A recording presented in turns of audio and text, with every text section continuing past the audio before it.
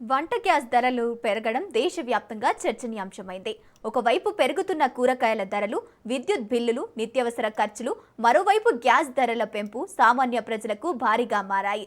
ముఖ్యంగా గ్రామీణ ప్రాంతాల్లో మహిళలు గ్యాస్ సిలిండర్ కొనడం కష్టంగా మారిందని ఆవేదన వ్యక్తం చేస్తున్నారు. మరోవైపు ఇరాన్ యుద్ధంతో గ్యాస్ రవాణాకు అంతరాయం ఏర్పడింది. దీంతో గ్యాస్ బుక్ చేసుకున్న తర్వాత సిలిండర్ రావడానికి ప్రజలు ఎదురు చూడాల్సి వస్తోంది. అయితే ప్రజలెవరూ కూడా పానిక్ అవ్వాల్సిన అవసరం లేదని, సరిపడా నిల్వలు ఉన్నాయని గ్యాస్ సిలిండర్లు చెప్తున్నారు. పుకార్లను నమ్మొద్దంటున్న గ్యాస్ సిలిండర్ డీలర్ శ్రీనివాస్తో మా ప్రతినిధి ప్రవీణ్ ఫేస్ టు ఫేస్. అయితే పశ్చిమాసియా దేశాలలో కొనసాగుతున్న ఉధృత పరిస్థితుల మధ్యన అయితే చమురు ధరలపైన కూడా అధికంగా భారం పడుతుందంటూ కూడా సమాచారం అయితే వస్తుంది. అదే దృష్టిలో ఉంచుకొని ఈ రోజు నుండి గ్యాస్ సిలిండర్ వినియోగదారులకు వచ్చేటటువంటి సిలిండర్లు కానీ ఇటు కమర్షియల్కు ఇచ్చినటువంటి దానిపైన కూడా కేంద్రం మొత్తంగా కూడా 60 రూపాయలను వినియోగదారులకు ఇస్తూ అదేవిధంగా కమర్షియల్ పైన కూడా 110 రూపాయలకు పైనే పెంచినటువంటి సిచ్యువేషన్ చూస్తున్నాం. మనతో పాటు ఇప్పుడు ప్రొపరేటర్ శ్రీనివాస్ గారు ఉన్నారు, మాట్లాడించే ప్రయత్నం చేద్దాం. Sir good morning sir. Yes sir, మెయిన్గా చూసుకుంటే ఈ రోజు నుంచి ఈ యొక్క అందుబాటులోకి రావచ్చింది, పెరిగిన ధర అందుబాటులోకి రావస్తుంది. గృహ పరికరాలకు వాడే దానిపైన ఎంత పెరిగింది, అయితే కమర్షియల్ వాడే దానిపైన ఎంత పెరిగింది? గృహ అవసరాల కొరకి డొమెస్టిక్ కనెక్షన్ అంటాం. డొమెస్టిక్ గృహిణులకు 60 రూపాయలు పెంచారండి డొమెస్టిక్లో. కమర్షియల్లో వచ్చేసి హోటల్స్కి వాటికి వీటికి అదర్ దాన్ రెసిడెన్స్ అంటే డొమెస్టిక్ వాళ్ళకి 114 రూపాయలు పెంచారండి. ఈ పెంచింది కూడా ఈ రోజు నుంచే అందుబాటులో ధరలో వచ్చేసింది. ఎందుకంటే అర్ధరాత్రి పెంచారు కాబట్టి ఈ రోజు నుంచే ఇది అవుతుంది. కాబట్టి ఎలాంటి కస్టమర్స్ కూడా ఎలాంటి ప్యానిక్ పోకుండా, ఇప్పటివరకు మేము ఎప్పుడు కూడా కస్టమర్కి ఇన్కన్వీనియంట్ చేయలేదు, ఇప్పుడు కూడా చేయరు. గవర్నమెంట్ కూడా అలాగే ఉంది. ఎవరికి గృహిణులకు కానీ కస్టమర్కి ఎవరికి ఎలాంటి ఇబ్బంది లేకుండా వాళ్ళు అరేంజ్మెంట్ చేస్తూ ఉన్నారు.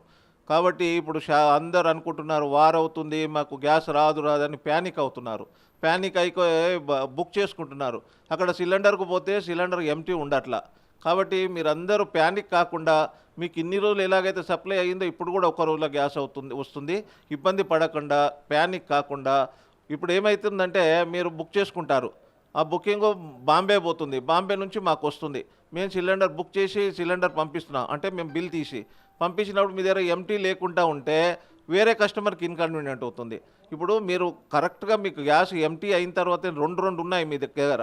మ్యాక్సిమం కస్టమర్స్కు 2 సిలిండర్లు ఉన్నాయి. ఒకటి అయిపోగానే ఒకటి బుక్ చేసుకుంటే ఒకరోజు అటు ఇటు అయినా కానీ ఇబ్బంది లేదు. కాబట్టి మీరు ప్యానిక్ కాకండి, గ్యాస్ మీకు తప్పకుండా వస్తుంది. మీరు జాగ్రత్తగా గ్యాస్ వాడుకోండి. మీరు ఎంత పొదుపు చేసుకుంటే మీకు అంత లాభం. కాబట్టి మీరు పొదుపుగా గ్యాస్ని వినియోగించుకోండి. సార్, మెయిన్గా చూసుకుంటే నిన్న ఆన్లైన్లో బుకింగ్ చేసుకున్న వాళ్ళకు ఏ రేట్ ఉంటుంది, ఈరోజు డెలివరీ అయిన వాళ్ళకు ఈ యొక్క వర్తిస్తుంది, ఈ రేట్ వర్తిస్తుందా?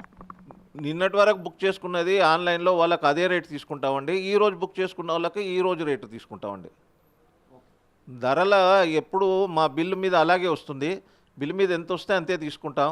మీకు వినియోగదారులందరికీ ఒక విన్నపం అండి, మీరు మా డెలివరీ బాయ్స్ని ఖరాబ్ చేయకండి. మీకు సిలిండర్ వస్తుంది, రాదు అనుకొని వాళ్ళను మీరు ప్యానిక్ అయిపోయి వాళ్ళని కూడా ఇబ్బంది పెడితే కాదు. కాబట్టి మీరు బిల్లు మీద ఎంత అమౌంట్ ఉంటే అంతే ఇవ్వండి. దయచేసి ఎక్కువ ఇచ్చి పిల్లలను చెడగొట్టకండి. కాబట్టి మీరు ఒక్కరికి ఇస్తే అందరు చెడిపోయినట్టే. ఒకరు ఎవరైనా అనుకుంటే వీళ్ళంతా బ్లాక్లో అమ్ముతున్నారంటారు. బ్లాక్ ఏం ఉండదు. కాబట్టి దయచేసి మీరు బుక్ చేసుకోగానే ఒక్క రోజు వస్తుంది, ఇంకా బ్లాక్ ఏ ఉంటుందండి, కొనేవాళ్ళు లేరు, అలాగుంటుంది. కాబట్టి వినియోగదారులు దయచేసి మీకు సిలిండర్ అయిపోగానే బుక్ చేసుకోండి, ఒక్క రోజులో గ్యాస్ ఇస్తాం. అది గవర్నమెంటు మేమందరం కలిసి డిసైడ్ చేసాం, ఇస్తున్నాం. మీకు ఏమి ఇబ్బంది రాదు. వస్తే ఎప్పుడన్నా అటు ఇటు అయితేగినా కొంచెం రావచ్చు. కానీ గవర్నమెంట్ చాలా మంచి డిసిషన్ తీసుకుంది, మొదలు డొమెస్టిక్ కస్టమర్స్కి ఇవ్వమని. కాబట్టి ఈ హాస్పిటల్స్కి, హాస్పిటల్స్కి, పబ్లిక్కి ఏదైతే ఇవి ఉంటుందో డిఫెన్స్కి వాళ్ళకి మొదలు ఇవ్వమని చెప్పారు. కాబట్టి వాళ్ళందరికీ ఇచ్చేస్తున్నాం.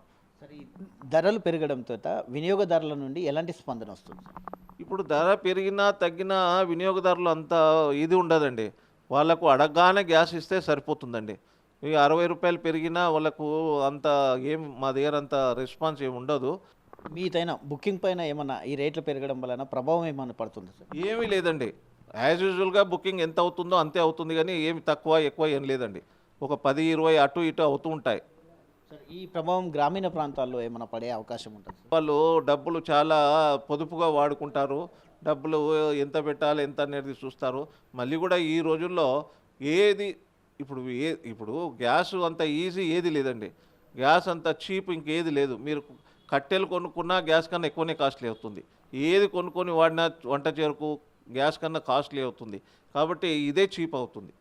ఉజ్వల స్కీమ్కు అయినా ఈ ధర పెరిగే అవకాశం ఉందా, లేకుంటే అంతలే ఏమీ ఉంటుంది? లేదండి. ఇప్పుడు ఏ స్కీమ్కైనా రేటు ఇదేనండి. దేనికి ఇబ్బంది లేదు.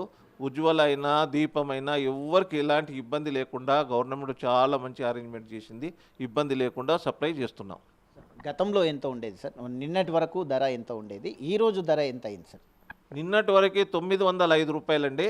ఈరోజు 965 రూపాయలు అయిందండి. ఏది మీకు బిల్లు మీద వస్తుంది రేటు, ఆ రేటును చూసే ఇవ్వండి. ఇంకోటి, మేము బిల్లు చేసే ముందే మీకు ఒక మెసేజ్ పంపిస్తున్నాం. కస్టమర్ వినియోగదారులు అందరూ కొంచెం గమనించాలా. మేము మీకు మెసేజ్ పంపిస్తున్నాం, ఇది బిల్ నెంబర్, ఇది అమౌంట్ ఇది అని. అంతే అమౌంట్ మీరు ఇంట్లో ఉన్నా లేకున్నా ఎవరున్నా వాళ్ళకి అంతే అమౌంట్ ఇచ్చిపోతే మనకు మిస్అండర్స్టాండింగ్ రాదు.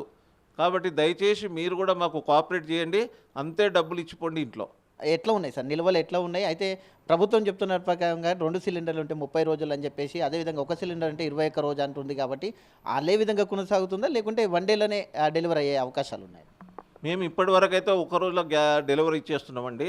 మీరు ప్యానిక్ కావద్దనే మొదలు నుంచి చెప్తున్నాను. యుద్ధం అవుతుంటే యుద్ధం దగ్గర ఉంది, మన దగ్గర లేదు. మన దగ్గర నిల్వలు ఉన్నాయి, మన దగ్గర సప్లై చేసే పొజిషన్ ఉంది, అంతా బాగా ఉంది. ఏదన్నా అయితే కొంచెం చాలా అటు ఇటు అవ్వచ్చు, కానీ మనము మొత్తం 100% పర్ఫెక్ట్గా ఉంటామని ఏది లేదు. కాబట్టి మీరు ప్యానిక్ కాకండి. ప్యానిక్ కాకుంటే ఇబ్బంది లేదు. మీకు 21 డేసా 30 డేసా కాదు, మీరు గ్యాస్ అయిపోగానే బుక్ చేసుకోండి, మీకు వస్తుంది. కానీ మీరు ప్యానిక్ ఇప్పుడు ఇదన్నీ ఎందుకు పెడతారండి సిస్టమ్ 30 డేస్ అని 20 ప్యానిక్ కాకుండా.